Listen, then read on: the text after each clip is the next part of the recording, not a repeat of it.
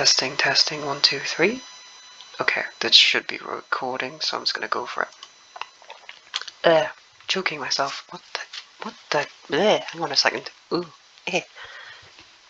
Great start, Peter, great start. There we go. Sorry about that. Oh, did I just mute myself, for a second? No, I didn't. God, what a way to start. Right, every time I'm gonna start one of these with a nice commenting satisfaction. Anyway. Hello and welcome to day 1. This is the day 1 route. This is the editorial for episode 1. So the title of this is just calling itself day 1. So this is day 1. So yeah, if you're new and you haven't seen things, like if I click up here, see this says episode 1, Whitley Bay to Haven, South Shields. That video was very, very long and was the full, was the trial of trying to find out how to get from where we currently are on the screen to Whitley Bay. No, sorry, from where I'm currently on the screen at Whitley Bay to a place called Lighthaven, which is in South Shields. And yeah, just by having a brief talk with Ben and James, it was easy to find out that certain routes and things would work easily to more better containing routes for day 1. So this is day 1, the route. And it's kind of basically the same as, I'm going to point out all of the sites for this one because I didn't point them all out in the other one, but I'm just going to go through it as briefly as I can so that we get all the information that we need access to and everything else. So this is almost the same as the other one, but has more information in it connected to the stuff because it's got the stuff. So I'll just go through it.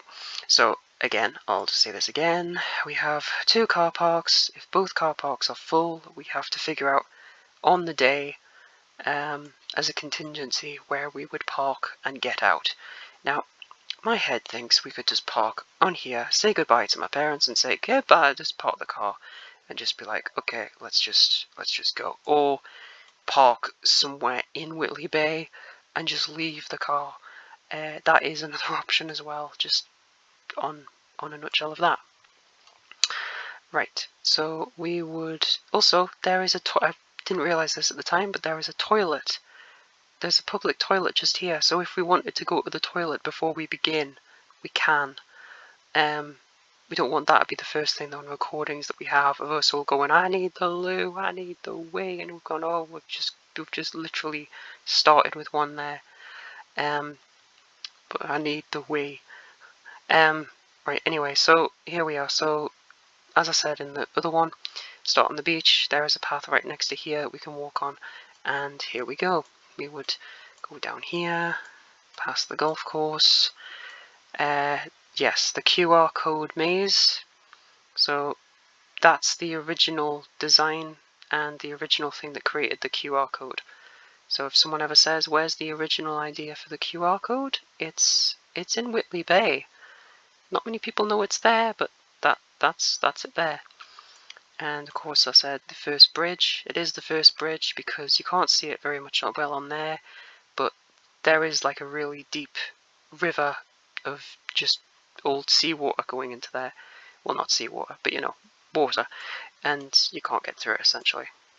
I mean, on the day, if there isn't any water there, it'd be like, okay, what's the point of that bridge, Peter? I don't know, but I didn't know. But anyway, so yeah, QR code and a bridge, and then just hang on a second. So we would just keep going along the promenade or on the beach, along this route, all the way along. There is toilets here. But just keep going and just keep going. This is another place to just recognize. So this was a bit confusing when I originally did it because I was like, I know exactly what these all things are. Turns out Panama Dip is not where it's further along basically. So I'll just explain this briefly. So the skate park was never a roller coaster site. I got that information wrong. Panama Dip is a swimming pool fountain thing that was put here so that people can have a dip, hence why it's called the Dip. Didn't know that. So if you want to go skinny dipping, if any of us want to go skinny dipping, that's where we can do it. Not that I'm suggesting that we do that. But this here is the site of where all of the roller coasters and stuff were. So it is the correct site of where it was. The Panama Dip was part of it. This grey section here is where the Ferris wheel was. This outline here, this is where the roller coaster was. You can still see the outlines of where the things were. As I mentioned, the memorial, World War I, World War II. Bearing in mind we would still be on the promenade or the beach all the way along this section, all the way along this section. There is toilets there again, by the way. Anyway, so promenade, promenade, promenade, up to here.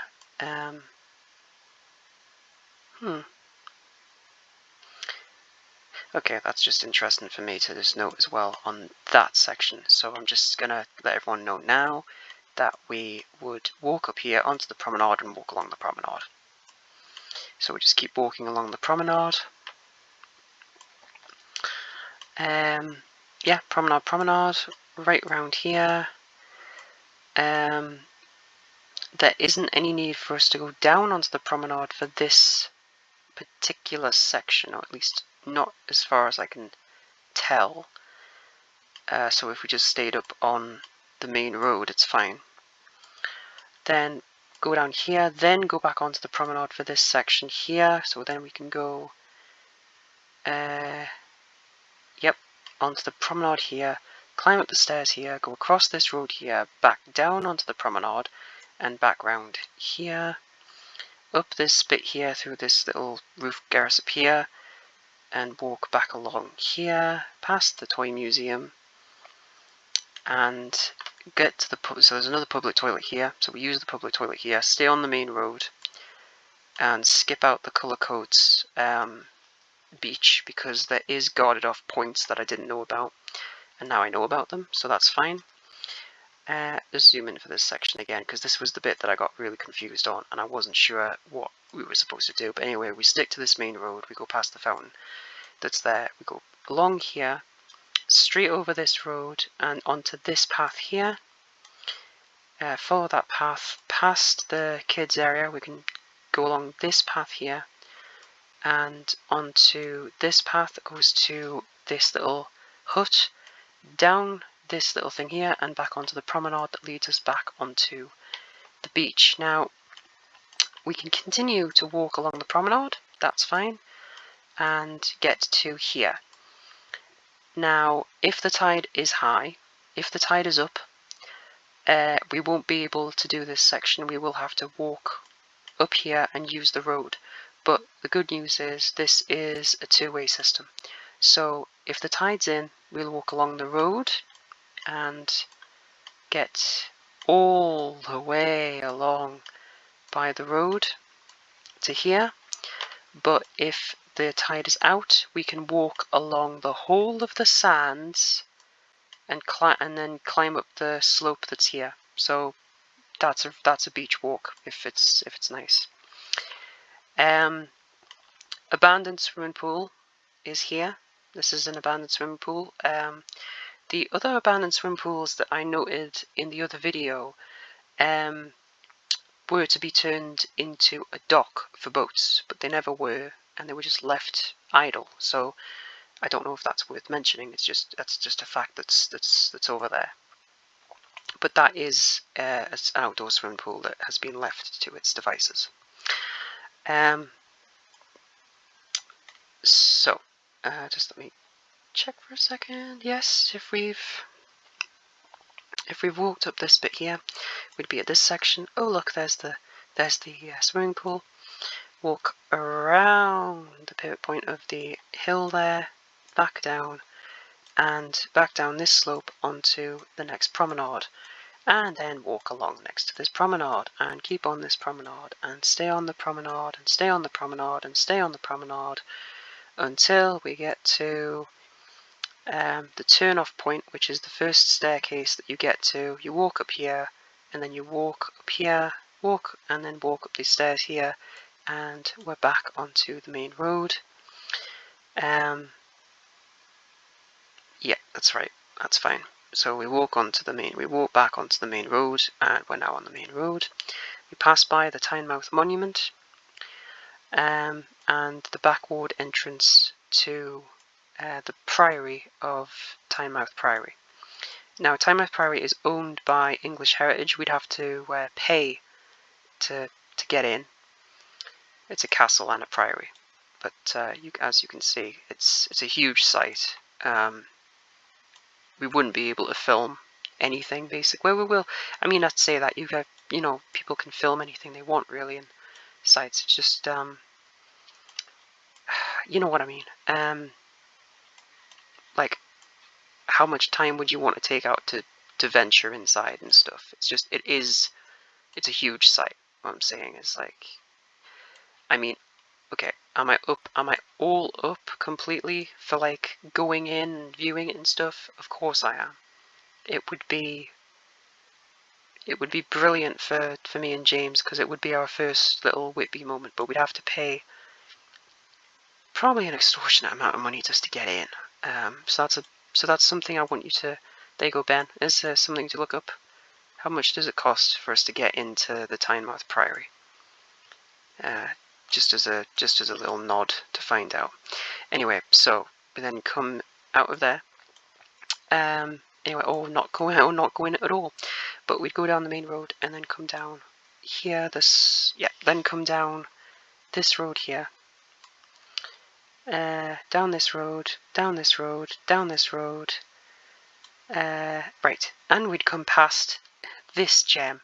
Now, this is another thing that I got a lot of the stuff wrong with, because I didn't know what was going on with this when I went onto the website, because the website's not really with it at the minute, because it knows the website that it was attached to this had 3 separate buildings attached, and I didn't know which one was which. So we've got the Tynemouth Volunteer Life Brigade Museum, which is a museum.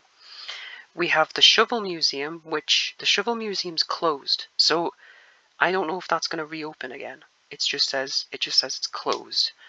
And it also says the Watch House Museum. So there's 2 museums that are temporarily closed, and one that is just closed. So I don't know if that one's going to reopen or not. So that's what's here. So this building here, this red building here, that is where the Shovel Museum is. But as you can see, there's not one of these things up, so I don't even know if it's there anymore. So they're a bit of a relic, but there you go. But yeah, there's 2 museums there. So then we have. But the nice thing is this has been an establishment since 1892, which is a long time. Anyway, so we would go past this, go into it, go past it, I don't know. But anyway, go down here, and we're now on the River Tyne. So now walk along this promenade and keep going, and keep going, and keep going. And then walk down this road here, down here. Found out that some of this is industrial, so you can't actually walk down all of it. So I was like, okay, so you'd start here, walk down here, turn up here, round the back of here, and then straight back down, and then just follow this road. And then just keep following this road, and keep following this road, and keep following this road, and keep following this road, and keep following this road, and just keep following this road until we get to here. This is Borough Road here, which is, it's brilliant. The first diversion, which helps us. So we get up here, we turn here, go up here, get to the first turn off, which is just here. Walk down this road here, cross over a small staircase to get down to this road, go past the Northern Star Fitness, a nice straight line, straight down here, straight down here, straight down here to here, then we turn, go down here, go down here, keep following this road, then we turn here, go down here, go down here, keep following the road, keep following the road, keep following the road, nice and easy, nice and calm, until we get to here. Zoom in for a second so I can show you this. Then there's a path that goes along here. Follow the path round the back of the industrial zone, go underneath the bridge, go across this bridge, go back underneath the bridge on the other side, and follow the promenade, and follow the promenade, and follow the promenade, and follow the promenade. And then we get to here.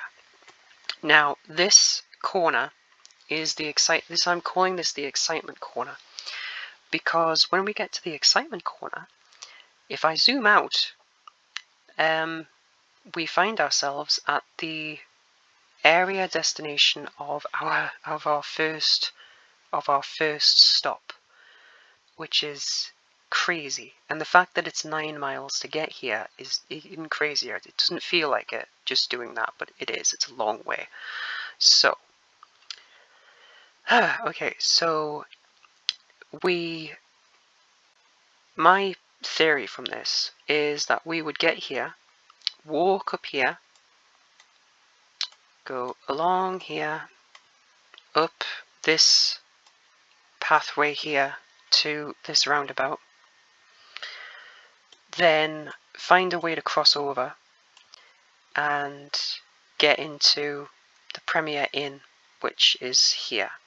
Put our bags in a room and then walk out again and walk back down the way we've just come and walk down here, down past the marina to see all these nice boats, and that would be nice just to see boats in general.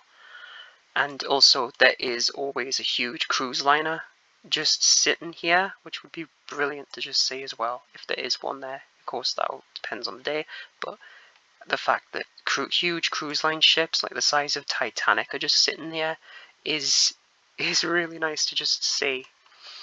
Anyway, so you go around the marina here, and of course there's the lock. So if we go to the lock, that's where the lock is. And it also gives us a reason to not get stopped by security, because that's one of the other things as well I was thinking. Because if we you have to have a good reason to go down there. Like, I've got a few friends who have gone down to this terminal just to have a look at the big ships, and a member of security has come up to them and have said, "Why are you here?" And they've gone, "Oh, because I'm here to look at the ship." And they'll go, "Oh, okay, that's fine." Or another person's gone, "Why are you walking around here?" And someone just said, "Oh, I'm just on a walk." And they said, "Well, you're not doing anything you shouldn't be here. Get out of here."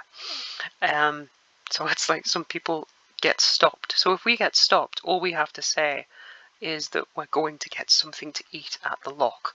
Not that that's likely to happen, but it's happened to a few of my friends. So, you just have to be, careful about that sort of thing. But yeah, so that's why, because in my head I want to go to the lock. Anyway, so yeah, that's day one. And that is day one. I mean, I'll just briefly do a day two exit sort of strategy for this, because originally the original plan was to obviously the original plan did not have us staying at Premier Inn, but there you go, that's what we've got now.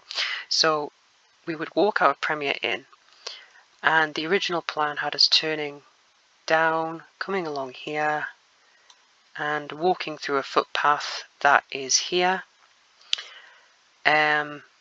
but don't actually need to do that because there's a bit of backtracking that happens here that we don't actually need to do now. So we've actually cut out a small piece of the original thing. Now I'm a bit sad about that, because that's one of the original footpaths that I originally found in my very, very, very first analytical video. And a few people have said to me, "Are you guys going to go down the Strunyant footpath that took ages to locate and find out that it was a footpath?" And I was like, I don't know. It might still be there. It might not. Well, if we do this, then it's not. So the idea we've got here is that we either go down the Strunian footpath that people for some reason have wanted me to do, and then walk up this road and continue on this road, or we make it easy on ourselves, and I think this is the more logical option. Just leave here, go to this road, walk up here, go to this roundabout, and then continue on our way.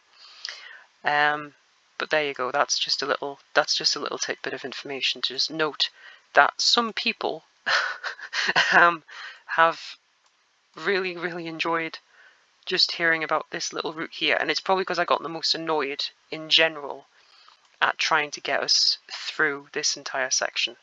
So that's just a little thing just to know. Anyway, so that is day one. So yeah, hope you've enjoyed day one. This is day one. Yeah,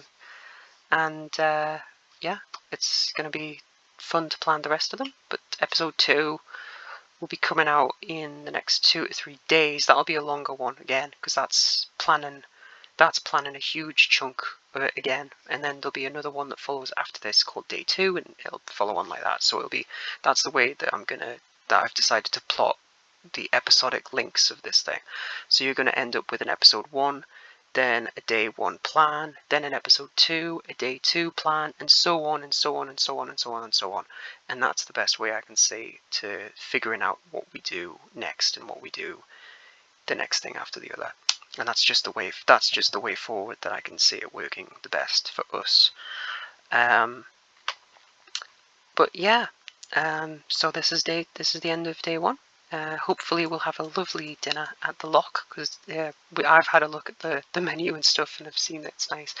But part of me as well just wants to see a giant ship the size of Titanic. So yeah, that's, and the good news that this all gets me excited for actually doing it and stuff. So it's really good. It's really like a fuzzy feeling, which is nice. Anyway, so thanks for watching day 1. I suppose adios and goodbye, really. So yeah, see you on episode 2 in a couple of days. Adios and goodbye.